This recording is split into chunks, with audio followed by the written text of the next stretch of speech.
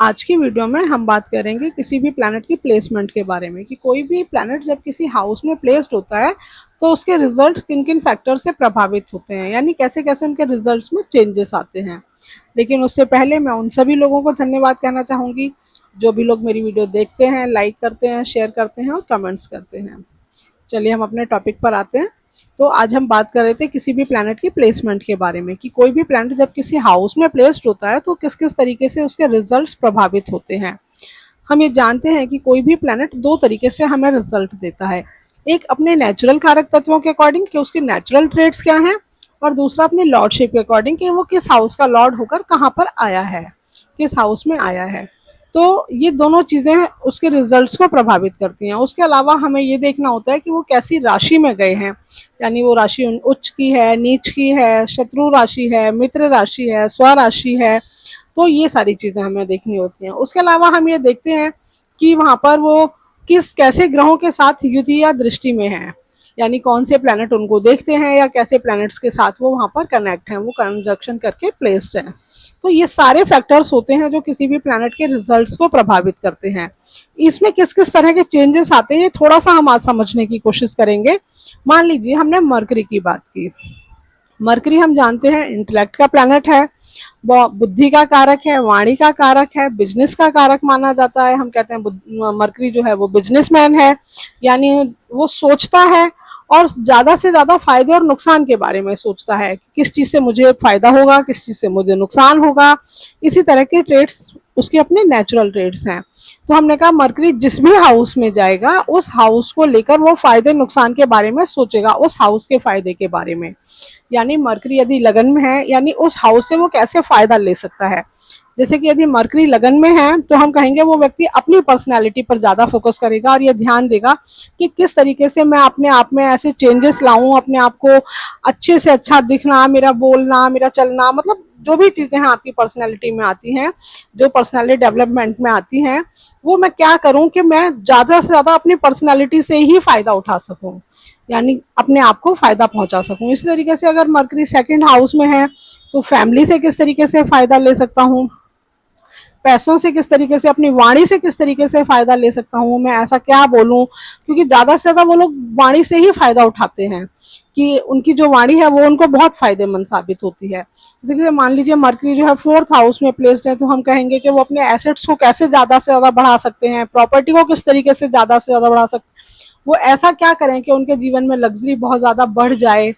अगर six house में है तो किसी भी तरह के कंपटीशन में अगर उन्हें जीतना है तो किस तरीके से वो उनको काम करना है कि सांप भी मर जाए और लाठी भी ना टूटे, क्योंकि वो दिमाग से काम करने हैं, वो मेहनत वाले प्लैनेट नहीं है, वो दिमाग वाले प्लैनेट है। यानी किसी भी कंपटीशन में, किसी भी स्पर्धा में उन्हें जाना है तो जीतने के वो तिकड़मबाज रास्ते ढूंढते हैं। तो इस तरीके से हमने कहा, तो हम ये कहते हैं कि इस तरह के जो प्लैनेट होते हैं जो इंटेलेक्ट के माने जाते हैं वो सिक्स हाउस में, टेंथ हाउस में ज़्यादा अच्छे माने जाते हैं, बजाय कि हम फोर्थ हाउस में, सेवन्थ हाउस में कहें जहाँ पे वो सिर्फ अपने फायदे के बारे में सोच रहे हैं। दूसरी बात हमने कहा कि वो किस हाउस की लॉर्डशिप लिए हुए हैं, यानी जिस भी हाउस की लॉर्डशिप लिए होंगे उस हाउस के ट्रेड्स उस हाउस में हमें नजर आएंगे। जैसे मान लीजिए कि मरकरी यदि लग्नेश होकर है किसी भी हाउस में तो हम ये कहेंगे कि वो हाउस उनके लिए फर्स्ट प्रायोरिटी हो जाएगा, उसके बिना वो नहीं रह पाएंगे। यानी अगर लग्नेश होकर मरकरी सेकंड हाउस में तो उनकी फैमिली, उनका परिवार ही उनके लिए सब कुछ है।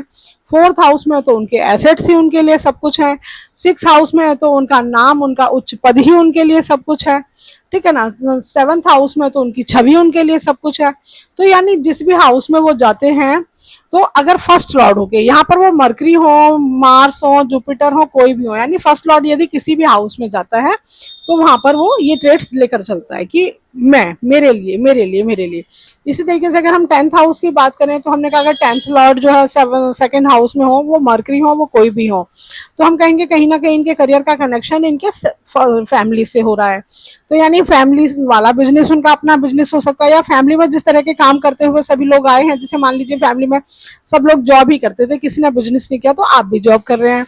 अगर उन्होंने कोई बिजनेस किया तो हो सकता है आप भी बिजनेस कर रहे हैं, हो सकता है आप वही बिजनेस कर रहे हैं जिस में आपकी फैमिली है, यानी जो भी बिजनेस आपकी फैमिली कर रही थी तो कहीं फैमिली से आपका बिजनेस करियर भाव कनेक्ट हो रहा है। यानी फोर्थ हाउस से हो रहा है तो हम कहेंगे कहीं ना कहीं आपका करियर आपके घर के नजदीक होगा, हो सकता है घर से ही आप काम करते हो, या आप जहाँ पे भी काम करते हैं वहाँ पे एकदम फैमिली इन्वायरमेंट हो। तो इस तरीके से हम कहते हैं किसी भी हाउस के लॉर्ड जब दूसरे हाउस में जाते हैं तो इस तरीके से वो अपने ट्रेड्स को दिखाते हैं। अब हमने कहा कि मान लीजिए, जैसे हमने अभी कहा कि मान लीजिए कि लग्नेश होकर मरकरी हमारे फोर्थ हाउस में है, तो यहाँ पर वो अलग अलग राशियों में आ सकते हैं, क्योंकि यहाँ पर तो मरकरी के साथ तो बहुत ज्यादा वो नहीं हो सकता है, क्योंकि अगर वो मिथुन लगन होगा तो यहाँ पर वो कन्या राशि में ही आएंगे, और कन्या लगन होगा तो यहाँ वो धनु राशि में ही आएंगे। लेकिन अलग अलग वो किसी भी हाउस में जाते हैं तो हम बात करें कि वो अगर जिस राशि में जाते हैं तो उस राशि के अकॉर्डिंग उसके ट्रेड्स चेंज होते हैं। जैसे मान लीजिए कि मरकरी उच्च के जाते हैं, मिथुन लगन है, किसी का फोर्थ हाउस में है, तो उनके लिए वो सारे एसेट सिर्फ मेरे लिए सोचना है, यानी उच्च के यहाँ तो वो सिर्फ अपने फायदे नुकसान के बारे में सोचना है, मेरे लिए क्या हो सकता है, मेरे लिए क्या हो सकता है, इस तरीके से मैं इनको ज्यादा से ज्यादा कैसे बढ़ा सकता हूँ। लेकिन अगर मान लीजिए यहाँ पर हम फोर्थ हाउस की बात नहीं करते, किसी भी हाउस में हम कहते हैं अगर वो किसी भी राशि में जाते हैं तो उस राशि स्वामी के अकॉर्डिंग वो काम करते हैं। जैसे हम जानते हैं कि गुरु की राशि मीन में, उन्हें हम नीच का मानते हैं। नीच का मानने का मतलब हमारा क्या होता है, नीच का मानने का मतलब होता है कि उनके अपने जो नेचुरल ट्रेड्स हैं वो कहीं ना कहीं कमजोर हो जाते हैं। नीच के प्लैनेट को हम निर्बली मान सकते हैं, पीड़ित नहीं मान सकते, यानी कोई भी नीच का ग्रह पीड़ित ग्रह नहीं माना जाता है।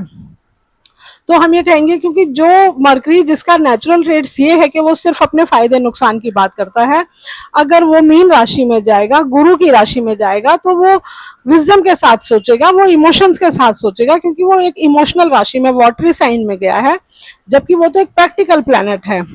वो प्रैक्टिकल राशि में कन्या राशि में उच्च का होता है, अपनी राशि में उच्च का होता है। तो कहने का मतलब जहां वो सिर्फ अपने बारे में सोच रहा है वहां वो सबसे ज्यादा खुश है। जहां उसे दूसरों के बारे में सोचना है, जहां पे उसे नैतिकता के आधार पर बात करनी है, क्या सही है क्या गलत है, ये करना चाहिए या नहीं करना चाहिए, वो करना चाहिए या नहीं करना चाहिए, जब इस तरह की चीजें सोचता है तो उसके अपने ट्रेड्स कमजोर पड़ जाते हैं। इसलिए हमने उसे कन्या राशि में उच्च का और मीन राशि में नीच का माना है, क्योंकि उसके अपने नेचुरल ट्रेड्स मीन राशि में आकर कमजोर होते हैं। ऐसे अगर वो किसी और राशि में, शनि की राशि में है, तो भी उनकी जो सोच है वो बदल जाएगी, वो गरीबों के लिए सोचने लगेंगे, वो अपने से लोअर क्लास के बारे में ज्यादा सोचेंगे, यानी उनके अपने बेनिफिट्स कमजोर हो जाएंगे। अगर शुक्र की राशि में है तो वो अपने लग्जरी के बारे में ज्यादा सोचेंगे। तो इस तरीके से हम साइन के प्रभाव को समझते हैं। अब हम युति और दृष्टि को देखते हैं कि कैसे प्लेनेट के साथ वो कनेक्ट है या कैसे प्लेनेट से वो दृष्ट है। हम ये जानते हैं कि शुभ ग्रह यदि दृष्ट करते हैं तो आपके ट्रेड्स को बढ़ाते हैं, यानी आप जो भी सोचते हैं, जिस तरह का सोचते हैं वो सही ठहरता है, सही आता है, यानी उसका जो फाइनल रिजल्ट है वो अच्छा आता है, यानी आपको वो फेवर कर रहे होते हैं। लेकिन यदि पाप ग्रह आपको दृष्ट करते हैं, देखते हैं, तो वो कहीं ना कहीं आपको पीड़ित करते हैं। और ये पीड़ा किस तरह की होती है कि आप जो भी डिसीजन लेते हैं वो अक्सर गलत हो जाते हैं, यानी जो भी आपके इंपॉर्टेंट डिसीजन होंगे वो कहीं ना कहीं गलत हो जाएंगे। तो ये दृष्टि की पीड़ा होती है। और अगर हम युति की बात करें तो हम जानते हैं कोई भी प्लैनेट जब किसी के साथ प्लेस्ड होता है तो फिर वो उसके ट्रेड्स खुद में ले लेता है, यानी उसके तरीके से वो काम करने लगता है, उससे वो सीखता है कि मुझे कैसे करना है। यानी अगर राहु के साथ बैठेगा तो भ्रम की स्थिति रहेगी, आपको समझ नहीं आएगा ये क्या करने वाला है, ये क्या बोलने वाला है या क्या सोचने वाला है। तो इस तरीके से अगर मंगल के साथ होगा तो एनर्जेटिक बहुत ज्यादा हो जाएगा, हर चीज को इंस्टेंट करने की कोशिश करेगा, जो भी डिसीजन लिया फट से उसका अप्लाई कर दिया बिना ये सोचे समझे ये सही है या गलत है। तो इस तरीके से उसके वो आ जाते हैं। अगर जुपिटर के साथ हैं तो कहीं ना कहीं उनके अंदर बहुत वो आ जाती है कि कैसे मुझे काम करना है, कैसे मुझे अपने इन चीजों को अप्लाई करना है। इसलिए शायद सन के साथ जब हम मरकरी को देखते हैं तो हम बुध आदित्य योग बताते हैं, जो कि हम बुद्धि के लिए बहुत अच्छा बताते हैं, क्योंकि हम कहते हैं सन के साथ जो भी प्लैनेट प्लेस्ड होते हैं वो बहुत डिसिप्लिन हो जाते हैं, बहुत कंट्रोल हो जाते हैं, तो बुद्धि बहुत डिसिप्लिन हो जाती है, मुझे कब कहाँ कैसे क्या करना है ये सब उनको समझ में आता है।